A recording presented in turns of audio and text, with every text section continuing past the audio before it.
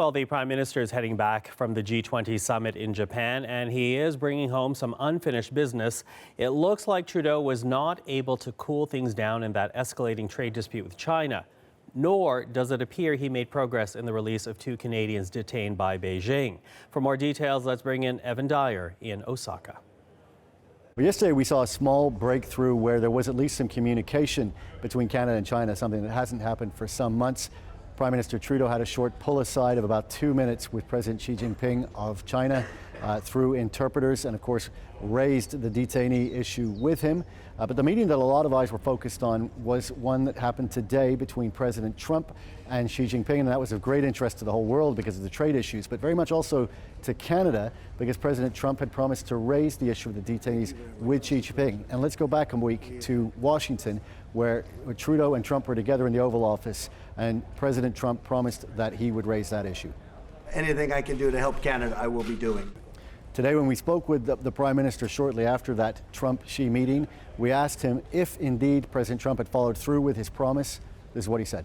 As you know, many of our allies around the world have been highlighting the situation of the 2 Canadians detained in China, and we are confident that the President also brought that up, but you'll have to ask him for details. But just a few minutes after that, President Trump himself was asked about his meeting with President Xi and was a lot more ambiguous and appeared to suggest that he had not raised the issue of Meng Wanzhou, the Chinese Huawei executive detained in Canada. And of course, that issue is tied directly to that of the detainees. Let's look at how President Trump described that. That was not discussed. We did discuss Huawei, but we didn't discuss her situation. So although we are hearing from officials in the PMO that they are confident that President Trump followed through on his promise, it is rather difficult to see exactly how the detainee issue could have been raised without any discussion of the Meng Wanzhou case. So that remains somewhat unclear. One other thing that was mentioned during President Trump's news conference that is perhaps not good news for the Canadian detainees is that the 2 leaders of the world superpowers reached a decision to leave the whole Huawei issue until the end of their trade talks because it's the most problematic and complicated issue they face.